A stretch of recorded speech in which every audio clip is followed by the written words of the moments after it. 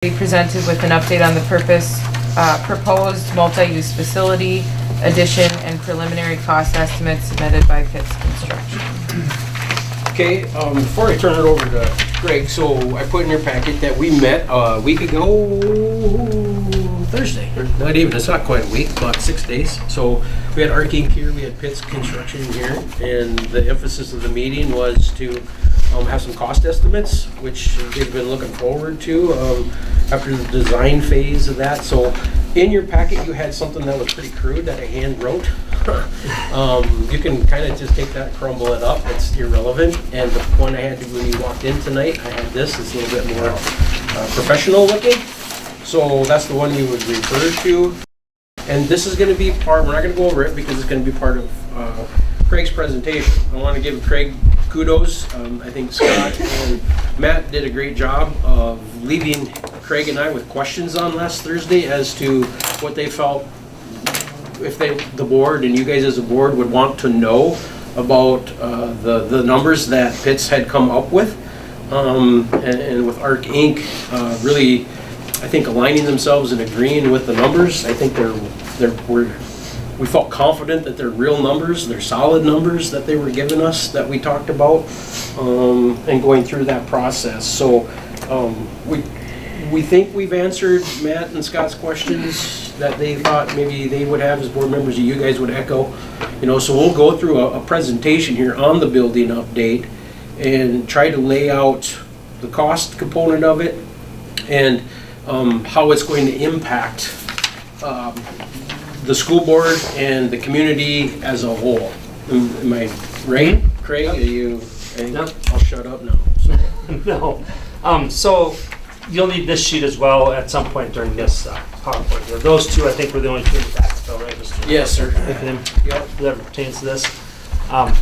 So here, this kind of an over. I got some pictures in here for some of you that maybe didn't get to see what the drawings actually look like. So this is kind of an overall view of it here.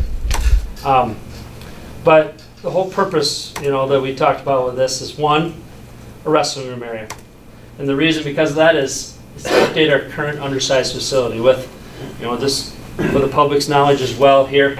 Our wrestling mat doesn't roll out completely in the wrestling room itself. It curls up in the corners, so a full mat does not fit in our current wrestling room. So that's one of the reasons for this building project. The next thing is a multi-use space that we'll talk about. And this is the ability to use this space for other sports and classes in the district as well, whether it's future sports, current sports. The plan is to have things like batting cages in there that comes down out of the wall, out of the ceiling was one thing that talked about in there. For track and field, for softball, using it for PE possibly, assemblies and different things like that, and having bleachers, portable bleachers on the side. And that's why we call it multi-use space. Another portion of this whole project is a weight room. Once again, update our current undersized facility. And this weight room here now, the conversation might be more leaning towards opening up to the community as well, because it's going to be a bigger facility that would allow that to happen if we would elect to do that. Next thing is, with this project, we'd also have to adjust the high school office a little bit because it's going to kind of cover up where the current high school office is. And I'll show you that in the map in a little bit. So this also includes remodeling a current classroom into a new high school office. Another thing it does is takes the lockers and creates a locker / referee room. So taking our old weight room and making that into a couple locker rooms that do not have necessarily water, just a changing space with maybe a little referee training room in the middle. So when you look at this price, all these things here are included in that price. Sorry, I didn't start talking before I hit the button. But remodel current weight room into some sort of locker / referee sauna or training room area. Storage space. That's the other thing. Create some much needed storage space in the facility. Because currently we have one real storage room right off of the wrestling room there, that little long part there where the wrestling mats were stored in the past. Otherwise, other than that, there's not a lot of actual storage areas. So this is the big footprint then. Where's my cursor at? So you can see the color spaces there. So if you look on the pointer, Mr. Fisher's laser pointer there. But over here is where the possible new high school office is going to be coming in this doorway. Because as you can see, this is the current high school office. So that's all covered up as far as an entrance. Okay. There you go, for sure. Got this space here is kind of the fitness area, multi-use, wrestling, storage, some storage and offices right there. And we'll zoom in a little closer on those on the next slide.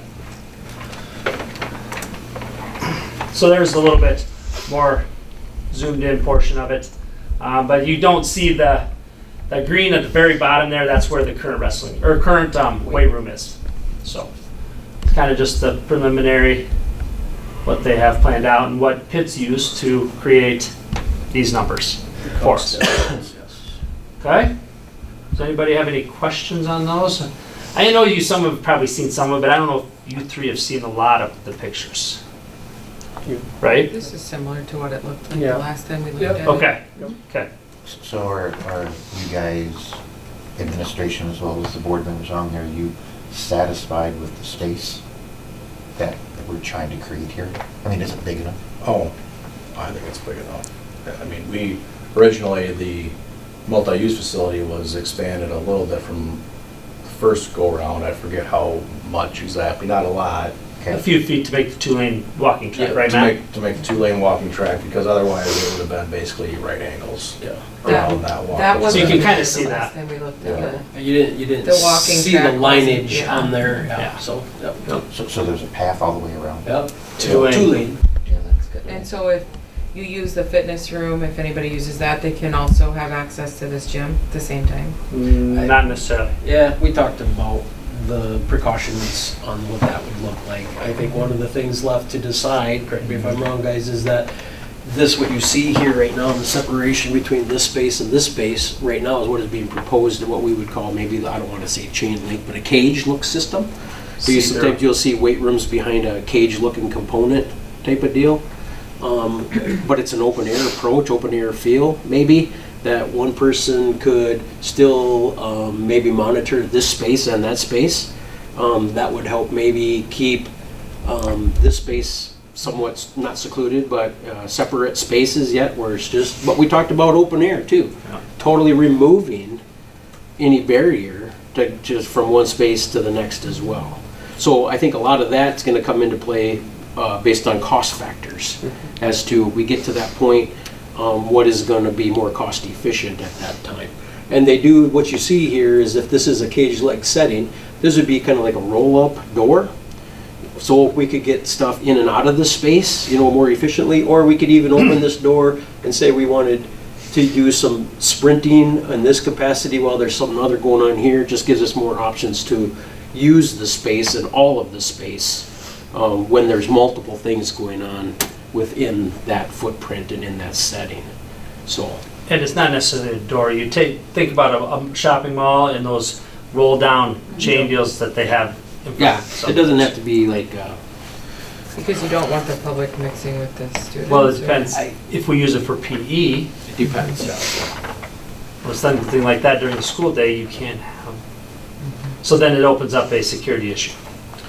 And also- Where are the bleachers? So the bleachers would be some aluminum portables. Yeah, right down there is where they would be able to Portables, meaning sit. that they would just be totally moved out of there? They fold up and they roll off, and then you could use them in the NPR as well. A four-row space, 1, 2, 3, 4 aluminum. Tip it up. It's got wheels on it. Becomes this wide instead of that wide, and it'll go through every door setting that we got. And it'll be down here. Storage. We can move those things in those storage spaces. We can put it in this gym, which there's none in. I mean, where what's there is not very practical. And we can set those up anywhere in there and use them multi-spaces instead of just making it secure and putting it, we can only use it there. Use it in several different spaces, so. So couple drawbacks Yep. to that chain link or cage area. One, Pitts pointed out, would be airflow. You would be trying to condition that whole space at times with the big windows on the north side there. You know, it would Heat get up. probably warm there in the summer. And so then you would probably be trying to heat that whole area instead of, or cool that whole area instead of just the weight room. And also one thing that I think might be an issue is just noise, if there's trying to be practice going on in that multi-purpose area and then kids are trying to weight lift after school or what. I just think that would be annoying if I was the coach, but those are the two, I guess, drawbacks that I would see. And that, the only other thing that I think was, I mean, maybe still up for debate would be down by the hall there, that removing that wall Yeah. totally, instead of having just a door there. Yes. I think it makes sense, but that, To take it out. yeah. Yeah, You might have to have some pillars like is in the yeah. cafeteria I like already, the but open idea better than. It'll make moving those They bleachers talked easier. about, you know, this would Right. come down the brick, but it is somewhat of a retaining wall and some support systems there, so you'd have to put a header in there in order to take the rest of it out below, and so you have that open space flow from one to the other, so.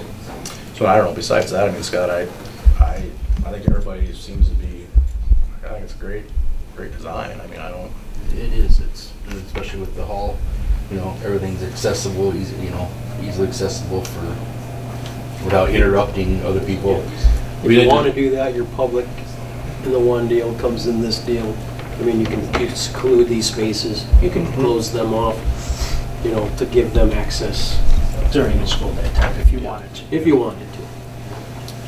Having opened it up a little bit this year, I mean, we have that policy, that provision in place this year of letting people come in. I mean, I don't know, nobody's tried, to my knowledge, nobody's tried to come in the door during the course of the school day as of yet. It's always after school, it's after hours, and that's kind of what we put in the agreements too. That's when you had to use it, so. So did we decide on what flooring to use in the multi-use area? Yeah, it's gonna, you know, not exactly entirely, it's just certainly what we know is that it will not be a wood floor. They had some, you know, if you've ever been to Dakota Wesleyan's Wellness Center, it's, I don't know, tartan's probably not the right word, but it's not gonna be, it won't be the plastic sport court concept either. I mean, this is something that is gonna have a little bit more, maybe a tennis court feel kind of concept. Probably, yeah, more towards that than the other two. Yeah. You know, like a hard court Sure. tennis court kind of concept. So. And that allows you to multi-use, you know, you can do a lot of different things in there, even community events in there that you could place in there because you're not worrying about what is coming onto a game type environment that you have in your armory where, you know, stuff like that is hard on your floor. And over time it takes its toll when you bring public in. And the fact that we even have kids right now, a lot of our kids and all the PE classes in there that I've never been in a school where it didn't require an extra pair of shoes just because of the savings that it puts on your, or the wear and tear that it puts on your floor. So, Are we looking at, and we don't have it at this point in time, but would tennis be available to use and something like that? certainly could, I'm just asking. absolutely. I'm just thinking of, well, what aren't we thinking about that possibly could, and I don't, maybe that's the question. That would be a future sport, right? I mean, we don't offer tennis now. Well, tennis is a South Dakota High School Activity Association Yes. sport. I mean, it is, it's out there, we could. Nothing's prohibited us from doing that, you know? Just like softball just came to fruition. Baseball is probably a year or two behind coming to fruition type of deal, so. You know, overall, I think in working with Arc Inc. and Pitts and having all their input, and it's really been good conversation, you know, with a lot of food for thought, and they say, what about this? And they give their expert opinion on ideas that we had collectively, like, well, maybe not, you know, but they didn't shut you down, but they gave you reasons maybe why it could or why it couldn't, you know, but I think it's a great design, it's a great utilization of the footprint that you have available to you. I think it gives us everything that we've technically move that we asked for initially as to what we wanted and dreamt about the spaces to be. So I think this is probably even going to be a better fit where this is at, in location and in proximity to our parking lot, and then giving us the ability to isolate this vestibule, and people just can't walk in the door. They'll have to come in the office to really even get into the building, at this end. And then this is much needed space within the setting that we have right now. I mean, right now it's kind of hodgepodge together as far as what are we doing with some kids that are struggling type of deal. We don't have that right now. So great use of this space, and then creating some more space in here in our programs, our SPED program, and probably shuffling some of the seats up here to utilize, because this is a current classroom space. You're gonna have to move somebody, gonna have to move another. I mean, a lot of the dominoes are gonna fall into place here. And I've talked with Mr. Knipling about where those people can go, and that's just moving the people into right rooms. That's not a big deal. So we had to stay with the flat roof? I asked about it again. I told them to ask about it every meeting, so, yep. Yeah. They both agreed, with that big a size, there's really no other place for the water to go, and reiterated their theory with just the rubber membrane and no rock or any media on top of it. It's still at an angle. He gave us the degree. It was, I forget the degree. Quarter-inch slope, wasn't it? Per Whatever, foot? So, Yeah. I can't remember how far, but So, yeah. it's at a slope, so the new theory is just get the water off the roof as fast as possible, whereas like up on the Armory, it's got rock on there and slowing it down, and then it gets places where it can seep and whatnot, so. And the product in of itself, is much more, the EPDM membrane right now and the rubber, as compared to 20, 25 years ago, is a night and day. And we can get all the way up to 30-year warranty. It's gonna cost you a little more. We can do 30, we can do 25, we can do 20, we can put it to 15-year on that, but they both, I mean, we put them to the test, I think, and like, we're not really drinking your Kool-Aid on this, and they're like, I'm telling you, this is the standard practice right now. In schools and building schools, it's flat roofs, and they can guarantee you that based on not putting obstacles up there that prohibits the water getting off as fast as possible, that the rubber roof is, a flat roof is the way to go with an EPDM membrane on it. So, yep. They assured us that the new technology, the rubber doesn't shrink like it used to, like your outsides would shrink down. You'd have a gap. That's where you get the tear and But they assured us that the new technology prohibits that from happening. So we spent quite a bit of time last week talking about that. So it's a great question. One thing that I think either Matt or you brought up, maybe less, so Matt talked about, the concerns on an HVAC component here. The current systems that we have in place, the boilers that we just put in brand new right in this room right here to supply that because of our HVAC upgrade, that we're probably going to add a third boiler to support this over here from a heating perspective. And they would have their own standalone units on top, rooftop units for HVAC. So he said you won't need as equivalent to what you have for a boiler, the two new ones that you put in there, but those two new ones wouldn't be able to keep up with the space that you have in there. So in this mechanical room, it's adding a third boiler. On those bad days, I said it wouldn't be able to, most of the time. Smaller one for the back. Yeah.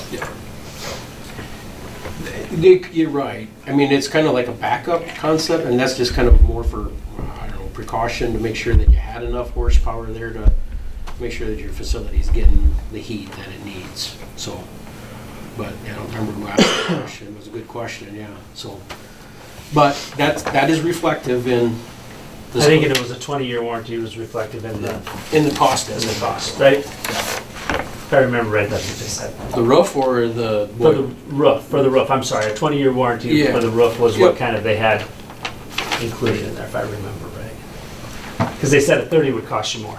Didn't they say, Scott, right? Yeah. I thought I had my notes for it.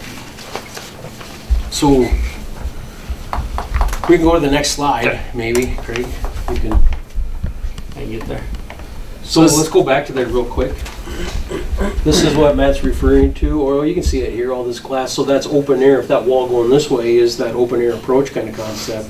It's all that sun's coming in, and granted, it's a north facing structure on there, so how much exposure are you getting in the summertime? You know, I mean, it's gonna warm up in there, and then you're gonna have to deal with that, so, I mean, this would want to be the first places we talked about as a team from a cost perspective. If we started looking at costs and it's becoming maybe a little bit more cost prohibitive, those windows would be some of the first things to take a hard look at. Now, do we need that many windows? Windows are expensive. So, and this facade as well. Cosmetic, yep, there you go. This is all cosmetic. That's what they call, I hope you guys, a short block or Thin brick. Thin brick, there you go. That this is all cosmetic, but it takes mortar, it takes a team, it takes to do that. They can make these panels, concrete panels, you know, the precast.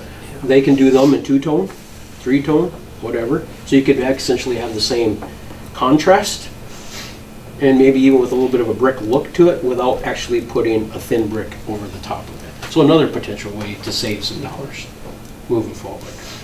So if we don't like the price. Okay, Craig, sorry, I didn't. No, that's okay. Here's a picture from the north view of what maybe the parking lot looking in. As you can see, a lot more glass on the north side as well as the west side there. And this price does include parking lot and asphalt. Yep, asphalt parking lot. Yep. You said it does, Matt? Yes. It does. So how many parking spaces are there roughly? Maybe enough? I don't know if anybody ever counted it, I guess. So That was more than I envisioned in the picture, I guess. I mean, I don't- Looks like about 24. It's more than we have now. yeah, essentially 24 spaces there. But remember, this isn't an entrance anymore to the school. It's just an entrance into the mainly the fitness area. So this would be the parking lot for people that were going to be utilizing that at the But if they times. couldn't park there, they'd have to go, In the back parking lot. Well, Well, that's yeah. where the entrance to the high school is going to be now. So a parent coming is going to park in the back parking lot to get into the school because they're going to have to come in that office door over there. They'll go around and use that east access gotcha. point. And there's room back there. Okay. Gotta ask questions. You betcha. Another part of that, what that entrance might look like a little close up. Once again, there's some of that decorative brick. Wouldn't have to. Wouldn't have to, do yep. that. Or the blue as well. The blue is, I'm sure, adding cost to it as well. But, Even this component, yeah. well, that helps with Oh. the blockage, that veranda that goes across there. I mean, that's something that we could take a look at if we needed to.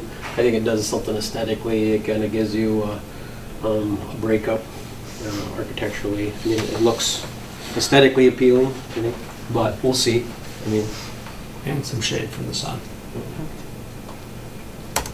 And then that's what That's was what you have included in all of this. And as you can see here, 22,000 square feet up there in the yellow box.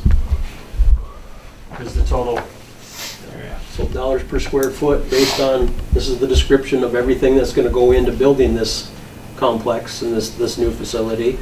They give you the totals at the end and you can add it up going through here.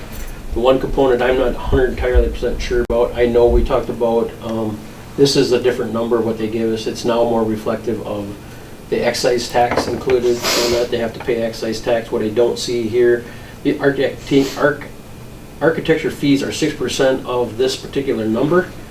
So, yeah, I mean, it's a little, with some provisions in there. But what's not in here is their excise tax as of yet. So on that first document I gave you, about the total, I just did the math quickly, you're talking somewhere about 15 grand in excise tax that wasn't originally on your sheet. So, wasn't a huge amount of numbers, but I want to give you all the numbers to make sure that there's no hidden costs in here. This comes out of your own pocket, great, as it is, you know, use it if you need it, if you don't, stays where it's at. You know, so the numbers that you're really talking about is this number here, and then these are the things in order to support the total building. The 6.3 is the construction cost. Yeah. And then you got the management fee and the architect fees to come up to the So 7.3. this is Arc Inc. With and this is Pitts Construction. I mean, between the two of them right now, where you're at in the process, Craig and I figured it out based on What we paid so pay far. requests right now, you're probably into it. We thought maybe 40. 40,000. You're into it right now. That's how we get paid one time. Yep. And there was a bill in for this month as well. Nothing from Pitts yet. Both the two that we've paid, which what was it, 16,000? 21. 21 Yep. for those two.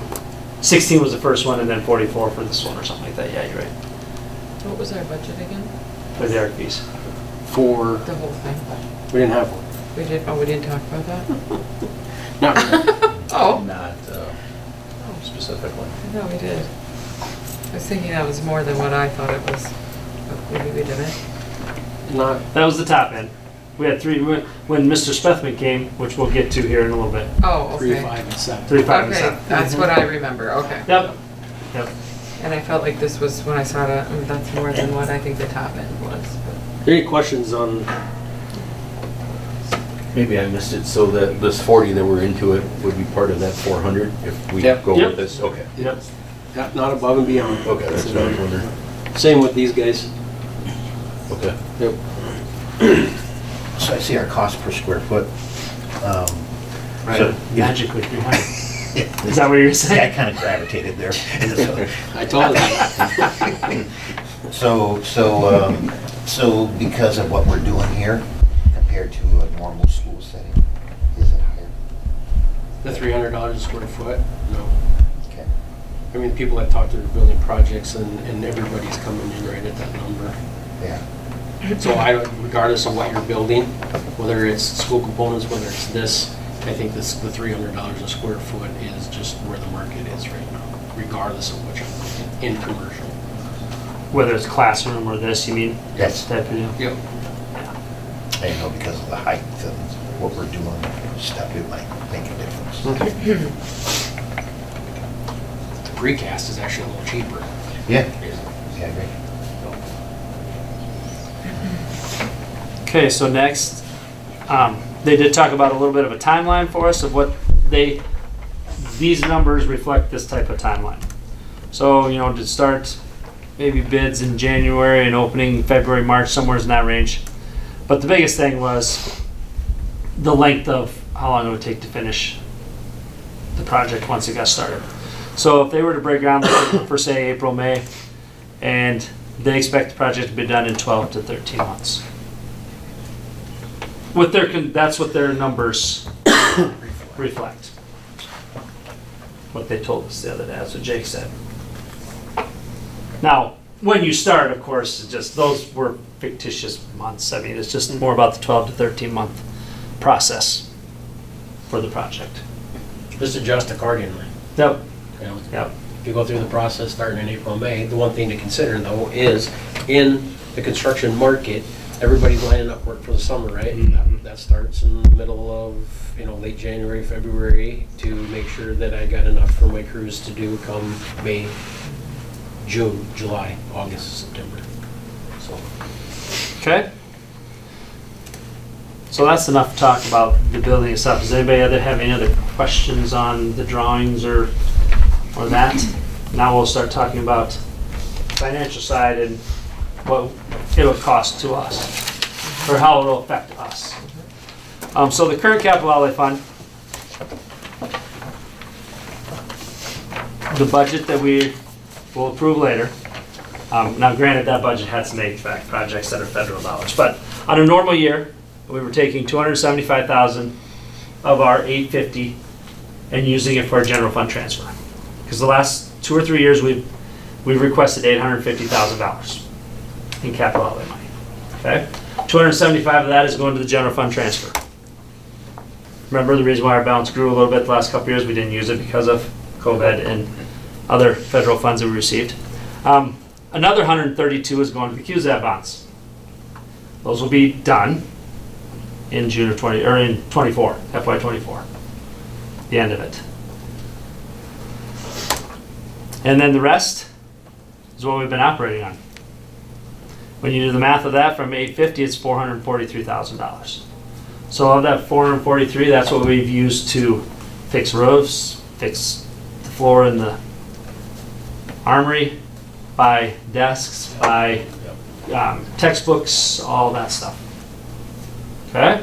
So that's our current. When Jerry talked to us, Mr. Spethman from D.A. Davison, he explained this part here about what capital outlay certificates are for, or what they are. And this is what we're looking at using to finance this project. This is just a little rehash of what he gave you of how they work. Okay? So you can go use capital outlay certificates and sell them up to 1.5% of your school district taxable valuation and not have to do a public hearing. Or if you go over that 1.5%, up to a maximum of 3, then a public hearing is required. Remember, the max levy maximum is $3 per thousand. That's why the maximum you can use in capital outlay certificates is 3%, because you cannot generate enough money to pay for them. And then qualifying projects are acquiring or constructing real property, plant or equipment, buildings, boilers, or buses, and things like that. So this project would qualify for capital outlay certificates. And it required maximum term 20 years, and the majority vote of the Board of Education. I want to clarify that a hearing is not a vote.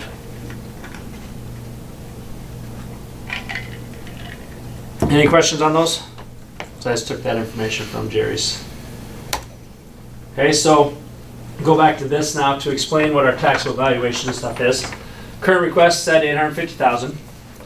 Our current taxes payable in 2022, the valuation that 850 was calculated on was $509,596,424.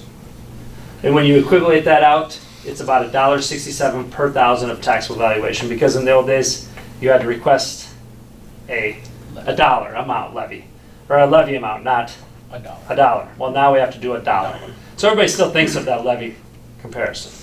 So I did it for you. Currently, this year, this last one last year or whatever, 1.67 per thousand.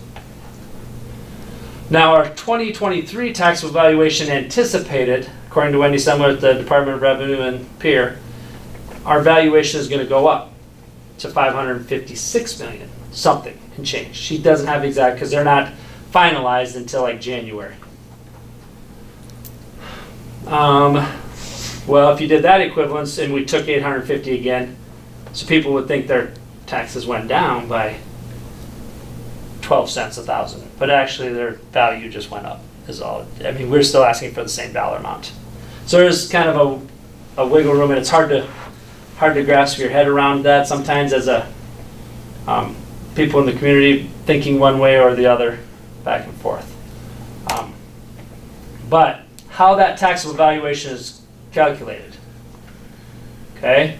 The taxable valuation is calculated on what's called an 8-year Olympic average based on a productivity model that started, do you remember what year? It's been over 10, it was right when I first started as a business major. I mean, we're pushing, if it's 10, it's not much over 10 years. Yeah. Since the productivity model came in as a new method of assessing ag property. Yeah. So they got to go from sales, because if you bought an acre or a section of land versus this section of land, it was all based on sales. This is more of a realistic, and this is what they worked up within the state legislature, Department of Revenue, Office of Business, Finance and Management out in Pierre. And it says 8-year Olympic average, it's actually 10, because you take the highest and you take the lowest and you throw them out. So then you're really averaging the 8. So. And the reason why I'm bringing this up is because look at the last 2 years, and then our anticipated for pay 23. So, and our auditors talked to me about this during the audit too, because taxes payable 21, our valuation then was 541 million. And then this year it went down to 509 million. Well, it's all because of the productivity model. So we didn't lower your tax levy in the capital outlay, it's just the valuation went down based on that model. Now next year's going back up. So, I mean, that's kind of a moving deal as far as your assessed value, or taxable, Those I'm of sorry, you not that assessed. farm, you would have to think back in your last 8 years and which year you took it in the shorts and which years you did pretty good. And that's gonna have an impact on your, When you get rid of one of those or when you add one. yeah, your evaluation, or your valuation. But and there's a difference between assessed valuation and taxable valuation. So that's why everything's up here we're talking about is taxable valuation. There is a difference. In ag land, it's about a 15% difference, according to Tony in Hutchinson County Auditor Office. Okay.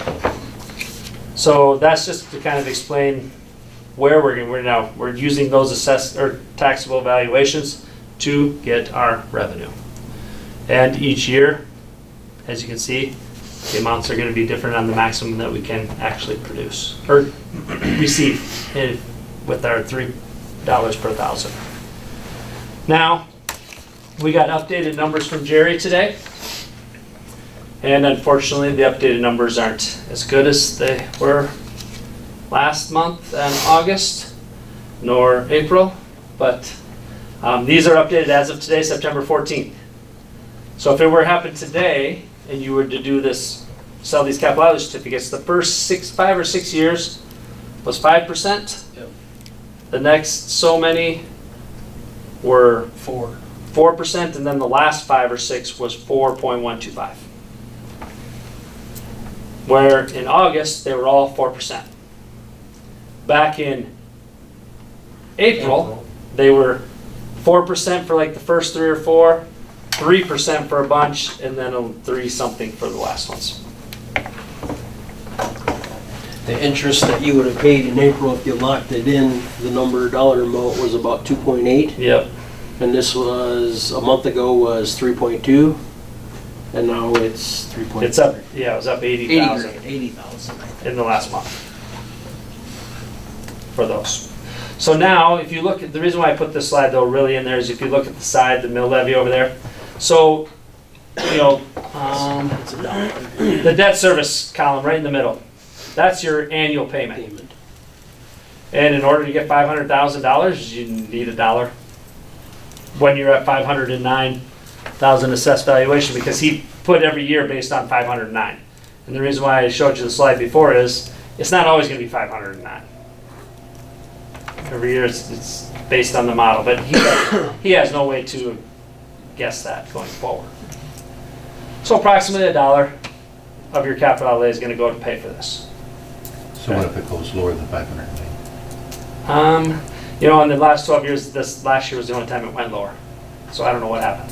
Okay. But it went lower by, so what the maximum we could generate was $90,000, $93,000 difference. When it went from 541 to 509. And when we look at the valuations, it's all Hutchinson County ag property.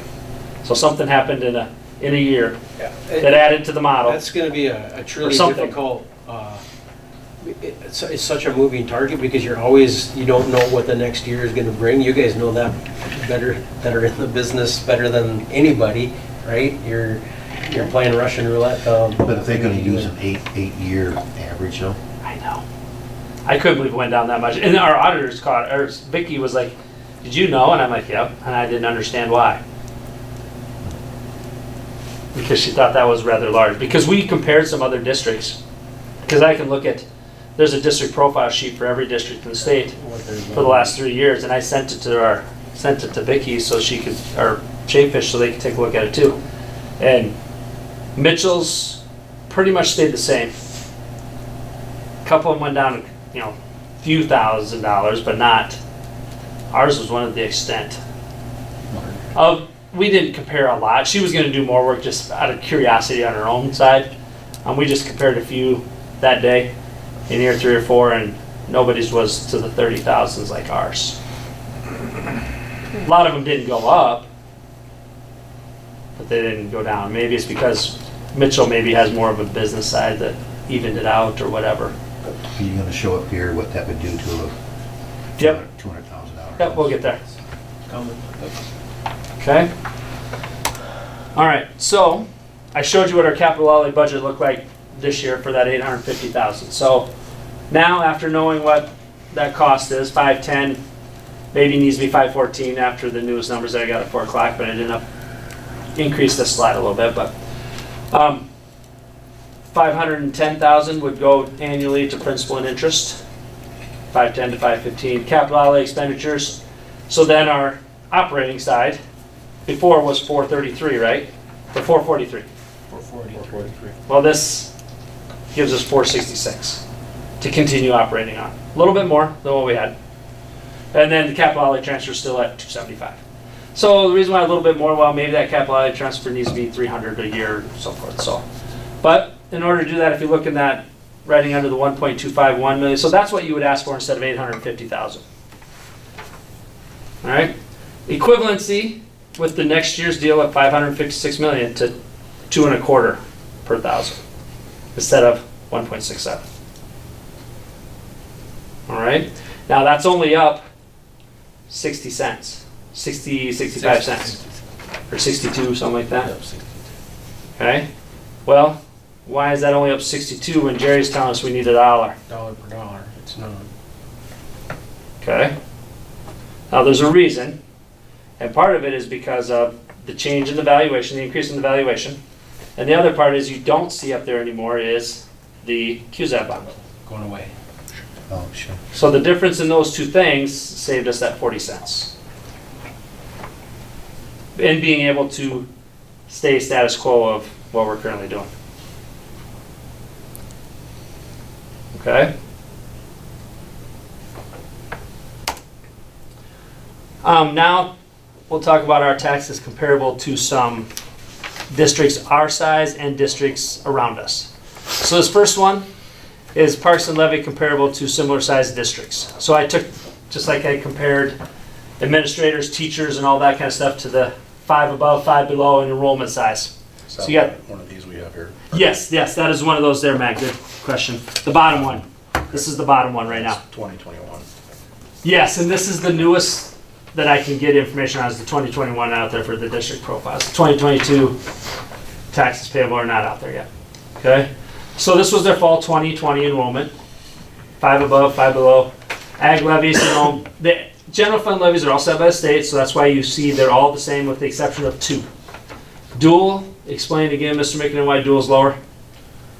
You had a rationale. Yep, so within that dual county up there, so the equalization of other revenue, and so they have wind farms that are up in there that they're gonna have to, they back that out of the general fund and equalize that. It was like a 5-year deal, and after 5 years, then it'll be, I don't remember what the notion is, but it's gonna self-correct, but that's why you see their ag levy is being different than what everybody else is. And then the last one, Garrettstown, is higher, because if you look 3 stars there, they are the only school approximately our size that has an opt-out. And when you opt out, that increases those 3 levies. By whatever you're selecting, 200,000, 300,000, whatever. There's those 10s, sped levy, capital outlay levy, and bond levy. So Redfield and Baltic have a bond issue that they're collecting taxes on. Because Redfield just did a new school district, or new school building. They 2-3 year process. They demolished the old and built on top of where it was at in phases. Baltic, I don't know what. I'm assuming theirs is probably a new school too. Because their school is pretty nice. They are building though. They are building again? They are building. Okay. Now the total over there is what you can't go by, because now I just totaled it up to compare what the If you added up total. all your levies, that's what it is. Yeah. But To give you a ranking. Don't be going trying to figure out your taxes on the That total column, counts. That's not correct. Don't do that. It doesn't work that way. I mean, it's just to kind of get a ranking of, out of this, overall, we're probably approximately the 3rd lowest out of the 10. There's 10 or 11 that are up there. And this was our school size. This is school size, yep. And I sure can send you a copy of these PowerPoint in a PDF format too if you wanted. So the next one then is surrounding districts. Those are your neighbors. So the enrollment's just there for you to see. I mean, that is what it is. But notice the ag levies and the owner occupieds and the others, there's a lot more fluctuation here because when you look at the stars, bottom half of those districts all have opt-outs. Wagner included. So from Wagner on down, they all have an opt-out. So that changes those. Then you got sped levies for each one of them, capital outlay levies for each one of them, and bond as well. And then you total that up, we're the second lowest. And like I said, Armour is at the highest. I've known that. They're one of the worst. When you go all 149 or 50 some districts, they're up there in the last 5, usually. So that's kind of where we rank accordingly to our neighbors. Okay, so now the next thing is, how are we as taxpayers or community public going to be affected if we were to increase the levy? So I got 6 different scenarios here for you, John. Okay? We'll talk 2 landowners, 2 homeowners, and 2 business owners, and how it's going to affect them, each one of them. And it's not, I mean, they're all kind of the same. Capital outlay certificates, there's no, I mean, if it's a $2 a thousand, it's $2 a thousand on your taxable valuation, whether you're a homeowner, ag property owner, or business owner. It's dollar per dollar in that component, where in your general levy, that's when you have all the different categories These of 3. ag, owner occupied, you have mobile home, you have all those other components, and those are all different levies. In capital outlay, in this notion, it's dollar per dollar for everybody. Just like SPED is. SPED's the same way. Does that make sense?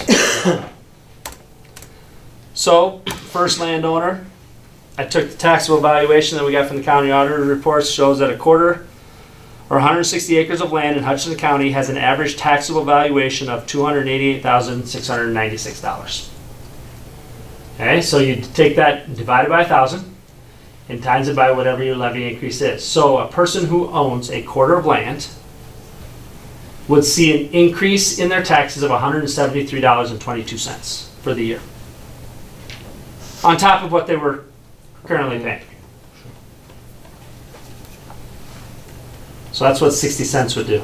And the reason, again, why we asked for, or why you would consider 60 cents is because we showed you those slides before as to how we backed our way into 60 cents.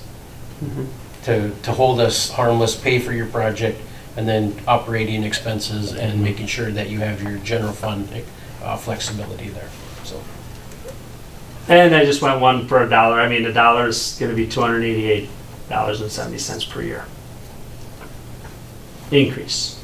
If you had to go more because of future, but we had to go up another 40 cents because of a roof or something that you needed to do later on. But I mean, we've been operating where we've been operating for quite a few years, and our facilities are still pretty nice. But there's also future, we'll talk about a 5-year capital outlay plan after this that has some other, I mean, future possibilities of things with the north and sheds for vehicles and things like that. So that's why I did put this up there and show the difference of it's only another, not only, but $100 more. 112, 15, somewhere in that range. So that homeowner, same thing, their $150,000 house or $250,000 house, it's dollar for dollar. So it's based on your taxable valuation. So $150,000 home would be $90 more per year in taxes.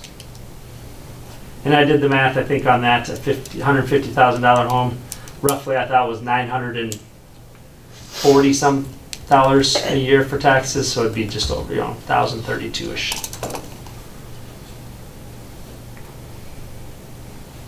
Because when you go back and do a homeowner, go back a few slides, the homeowner would have to take, your owner occupied amount, plus your sped levy amount, plus your capital outlay amount, and then add those 3 together to get that 942. Because they're not paying ag levies, they're paying owner occupied levies. $250,000 home would be $150 more per year. That's 60 cents. And $1, 150 and 250.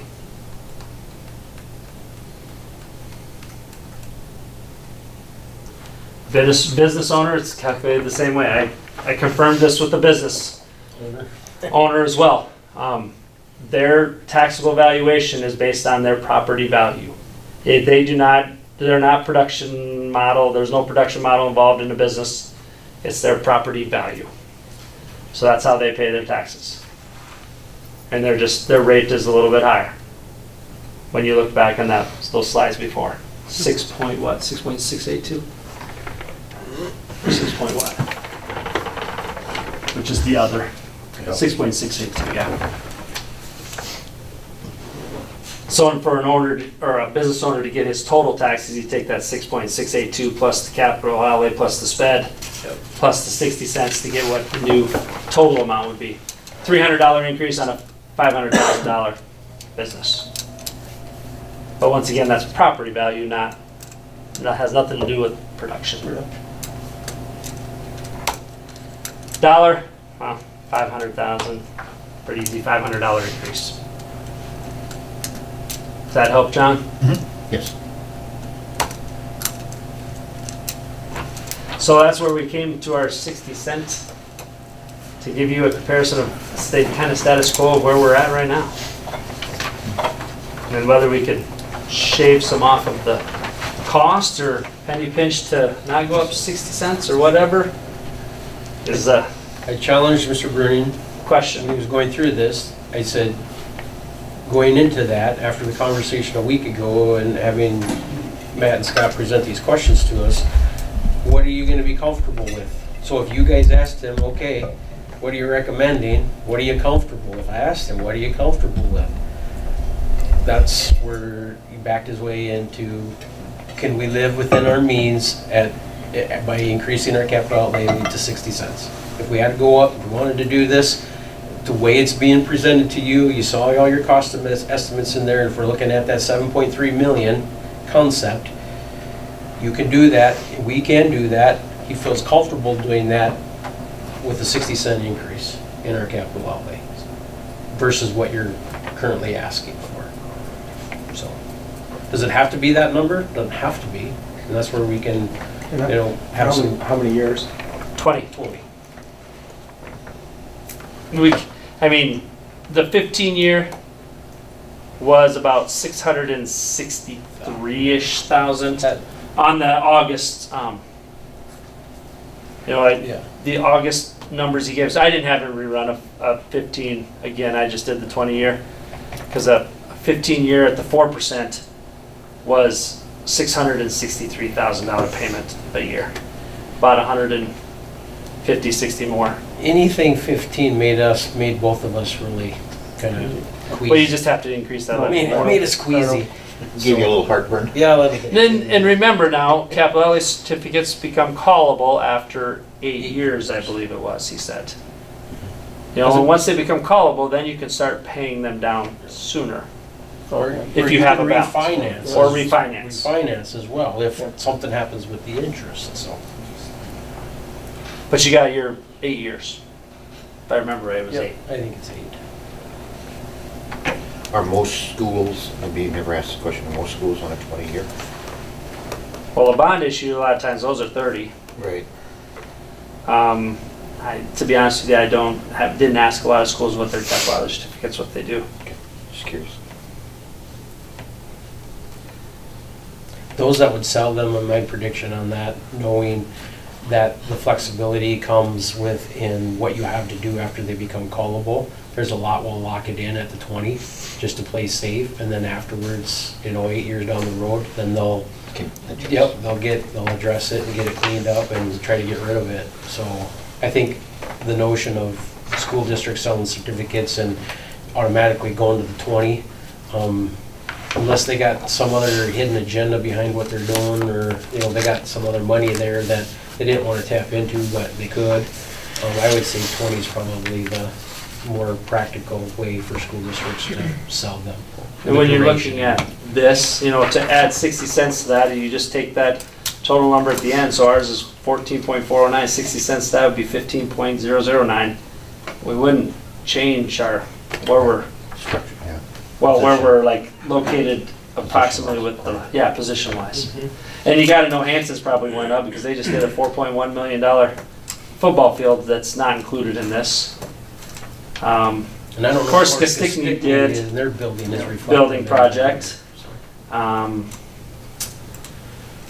Ethan, I wonder if that gym is probably included in this. Yeah. Wagner's always building. They don't count. Yeah. I just threw them in there just to show you that they do have an opt-out and things like that as well. But Freeman, I know they were looking at building that weight room last year too when we were But they're starting. still paying for their addition that occurred probably 10 years ago now. Yeah. They're still paying So- for that large elementary addition, so. So what do we look at here if we would go with this? What about our facility or types of addition? Are we looking at anything You mean as far as, from a budget standpoint on capital outlay other than this addition? I mean, are we looking at some other projects here at the school? that's what our next discussion's about. Okay. So if you look at your 5-year capital outlay plan, then I have some of those on that document. Okay. So what does the board think about the average citizen here with the extra tax? Because it's what you're gonna be asked. Yeah, I mean, for me personally, what an addition like this would do to our school compared to the little bit that it would cost, I think it's a great idea. But I'm also not a business owner or landowner, I just have a house, you know. I know, looking at Star Township, my neighbors and us included, at 50 bushel corn and 25, 30 bushel beans, it's not gonna be a real good year. I know that. I mean, do I think this is well worth it? Without a doubt. I mean, Bad I timing. think there might be some pushback. I'm just throwing that out there. Yep. Well, it's not like it's a huge amount of money each year. It doesn't seem to me, but I suppose, yeah, I don't own the But- amount of I land either. think that, that's a great point, Jed. One thing to, moving forward with a project like this, when you have those bad years, knowing that there is the Olympic component that goes Yes. in with that, where it's gonna, you guys are gonna be on the hurting side of things, this year. And that's where it's all speculative. Kudos to you guys that are in the industry, because I'm not sure I'd be able to do it. I don't have the stomach to do it, not knowing what it's gonna be next year. And it could be worse, right? Yeah. So certainly understand that. And it's not that bumper crops are gonna make you a millionaire either, in your guys' industry, but I certainly understand that. Here's what Craig and I had talked about. So here's what I would present to you, because we could do this all night long. And, eventually we gotta move on. What do you see, what do you want to be the next step? So I think Mr. Prohl kind of took a, straw poll here where everybody thinks about it. And, what do you want to see as the next steps? We left that meeting with Arc Inc. It's construction. They asked if they needed to come here. We talked about it. I didn't feel that was necessary at this stage of the game. If you wanted to, we can. But I think moving forward, what I would recommend to you guys is, when we first got into this, it was kind of backwards, and I take responsibility for that, but you asked some great questions, and you didn't have anything to show the public from a design perspective. Now you have that. 2, you didn't have any wherewithal as far as, okay, what kind of dollars are we talking? And now you have that. So how do you want to proceed? Do you want to take this to the public and have a public informational meeting and get it out there, and Craig and I can stand in front of whoever shows up and explain this whole concept? And very similar, probably using the same PowerPoint for the most part. We designed it that way. Craig was very smart about that and saying, hey, I'm not going to recreate the wheel here, so let's get it done. There's going to be a few tweaks to that, but we certainly can do that. So you get your feedback from your public, Jed, and then if you have those people that have concerns can come and express those, during that time frame. And if that's what you guys need to hear back from, if you want to have that public meeting and see where it goes from there before you make a decision, Arc Inc. and Pitts is just, they're on hold for now, and they're fine with that. They essentially said, you let us know when you're ready to go forward, if you want to go forward at this stage of the game. So as Craig and I talked, we think that's probably, we're asking you if that's what you want your next step to be, if you're ready to do that now that you have those couple questions answered when it all started, or you know, what you're well within your rights to do, you know, you'd have to essentially make a resolution, you know, that you're moving forward.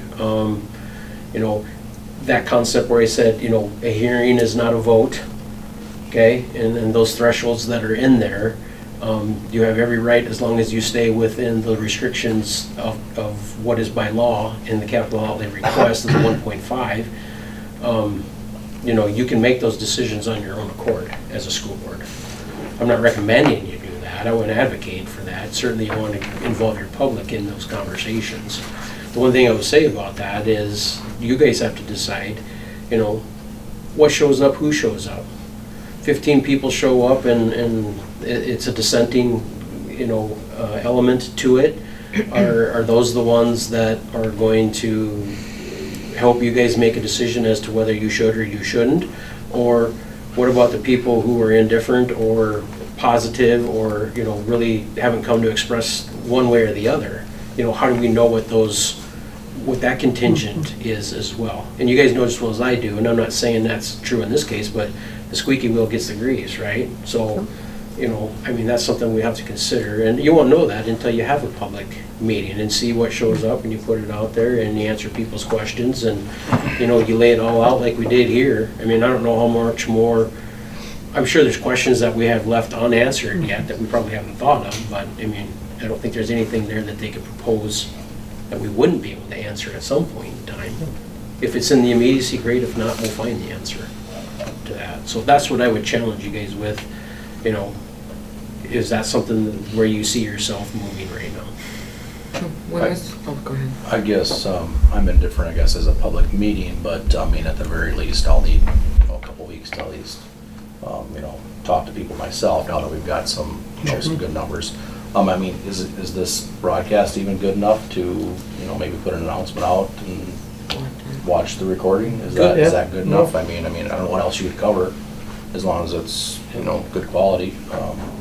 You know, I guess that all the information should be there, so, but I guess. And we can certainly push that information out across the public, and Right. with the help of Scott too, you know, as far as finding access to what we just had the conversation about tonight.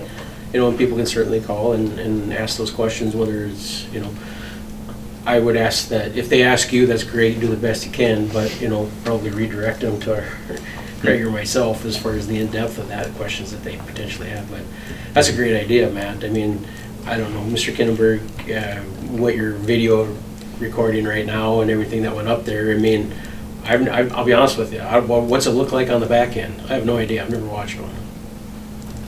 It should be all right. It might be a little quiet, you know, with Sure. hearing, but slides and everything will come out just fine. should. The numbers might be a little small, but Sure. So I guess, I mean, I think it's a lot of money. I mean, no, 60 cents isn't a lot of money when you look at it, but then you got your townships adding a few cents here, and then you got your fire and your, you know, your EMT, and it just all adds up. And, you know, I'm really proud of where we're sitting right now. I mean, we run a great school, and these numbers are excellent, so I don't want to flush it down the toilet on one decision. So I think we need a little bit of due diligence just to feel it out, and Yeah, go ahead. I'm done. Well, that's why I wanted to point out too, what 60 cents on the side. Yep. It's not like we're jumping 7-8 spots down with that.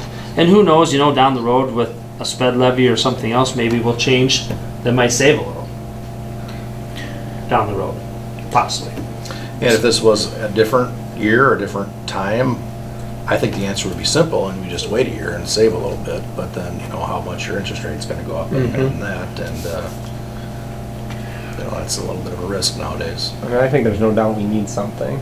I'm just curious what kind of input we'll get back, and, you know, I mean. Yeah, and I think that's a great notion, Jed, because those guys had already, at meeting a week ago, they already started identifying places where we can take that number down. If the number is objectionable, or, you know, we don't want to go there, you know, whether it's community precipitating that, or you guys as a board say, hey, what else can we do here? We want to, but the numbers seem just a little bit, you know, tight right now. You know, there's things there that they already start identifying to us, and we sat there. Now, to what extent are we gonna get and how much we get out of that. I mean, there's not a lot there. When you stop and think about it, if you had the rendition still up there, it's more than 4 walls, I get it, but it's just a lot of walls. Yeah. Right?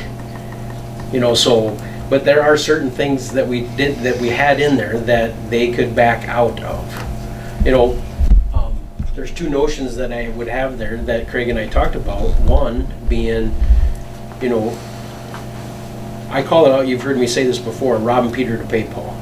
So could we bounce backwards? Could we try to scale back in some of our other levies like special ed? To take it back to maybe to ease some of the pain, you know, instead of asking for what we're asking, can we go backwards in that component? Could.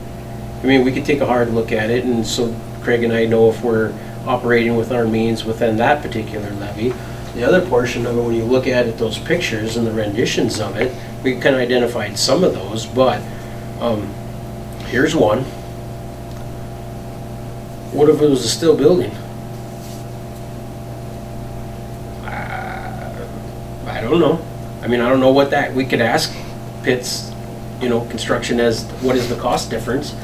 And then you get into other components from aesthetic to, you know, like, don't like kind of concept. But I think that goes back to, Jed, what you said. It's hard to argue the necessity of what we're asking people to do.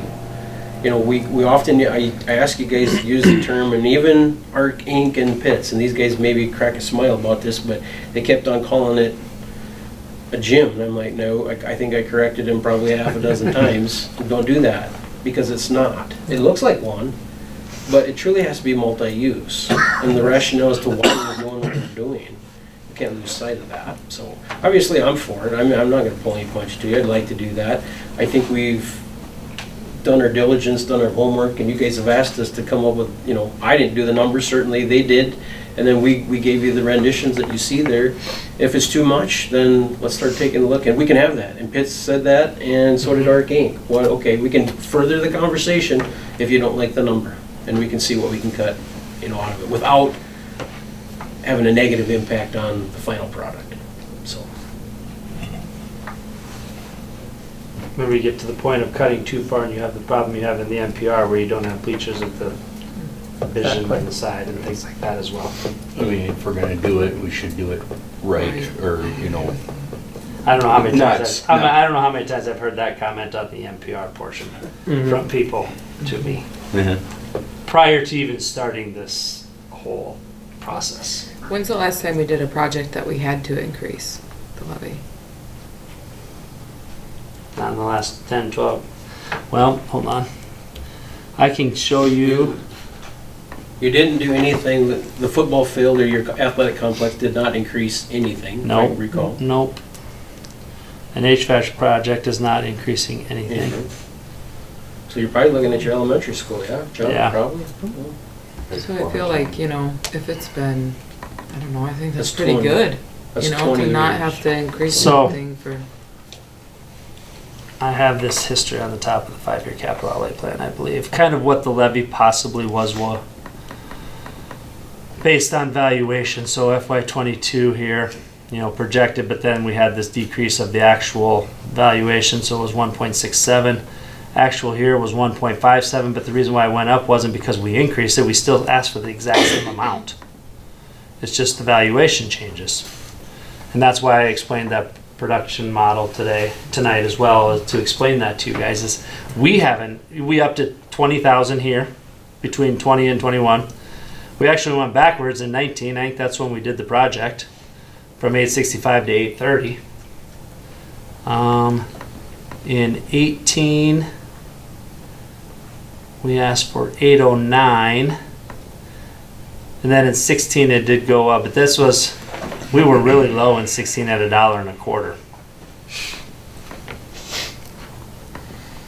So in FY13 it was approximately $2 a thousand then. it's pretty good. So you're going on 10 years since you've even ventured into the $2 per thousand concept, so.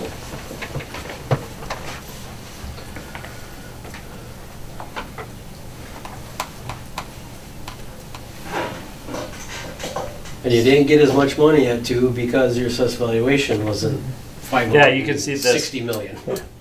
It's all, yeah, it was only 303 million then, So 304. tonight, what do you want from us? What did you say? I'm sorry. Can we go back to that? I What would- we want to do next? Yes, the decision for you guys, next steps. What are those next steps? You can say, you know what, too much. Go back to Pitts and Arc Inc. and have another conversation and see what the number can, how it can change. You can, as I first suggested, if you wanted us to stand in front of the public, or we can do something to promote and advocate, hey, it's out there. Make like it that available idea. via Tony's, where we typically warehouse that, our board meetings, and really push that agenda and see what and give us the feedback, that they want via that route. So, or, yeah, you can make a decision, but I don't hear that on anybody's agenda right now, so I don't think anybody's ready to do that, so. Mr. My opinion, I don't argue with putting it out there in any media way that we possibly can so people have access to it. So is that going to be, if you put it on our school website, is that going to be narrated? Are you going to have some type of, with the slides, is there going to be somebody talking and describing like you did tonight? It'll be our meeting. No, I'm talking people that don't see this. Is it just going to be our meeting? Oh, I see what Absolutely. you I said. think that would be see a what great idea. We can do that. I- We can replicate that conversation, Craig and I. I'm just saying that when people look at slides, without you explaining some stuff tonight, I Yep. wouldn't know what I'm looking at. Mm-hmm. Okay. We could probably make the video of that clip a YouTube video, couldn't we? That's a good idea. I That see what portion. you're saying now, Yeah. like an education with a background. As long as they can hear it good.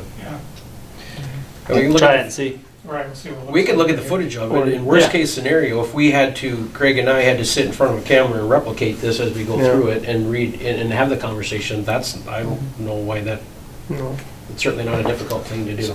I mean, I think any one of us here don't want to give the impression that we're hiding anything. Yeah, That we absolutely. that we want to try and ram something through Yeah. or whatever. So I'm old fashioned. I'm thinking we should still have a public meeting. Because then we can honestly say, we had a setting here where we described it. You You got had the- your opportunity. You have the Mhm. median here with our website, and you'll have a public meeting.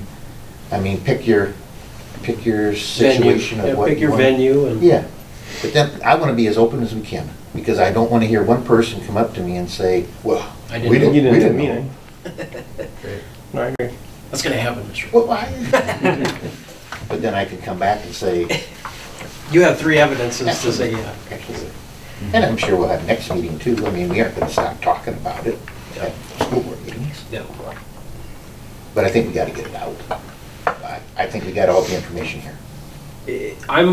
Craig, I think you're okay with that. I'm okay with that. I did identify some dates on there, and because of what we got coming up in the next 2 weeks, the only thing I can hone in on is an October 3rd and an October 4th. It's either a Monday or a Tuesday. Now, that is not advertising a school board meeting. It doesn't have to be associated with a school board meeting. It's just a public information. And Craig and I can stand and say we're having a public meeting about a potential building project, here as it is. And put it out there, and certainly Scott can put it in the paper for us. We can put it out on our website and push it out. And I have no issues doing that. And I don't want to say that you're wrong for suggesting what you're doing, but No, I'm okay with, trying to answer questions and present it. I think Matt's suggestion is great, because then people at night can yeah. take their time and look at You're it. gonna, you'll catch different types of people in Yes, you will. different ways. Yes, They're you just will. different communication styles. Right. Some people It's prefer, It's doing due diligence, truly is. Just time to sit and study it rather than Mhm. listen and. Right. yeah. Okay. Good? Yep, that helps. Perfect. Yep. All right, we will move on to C.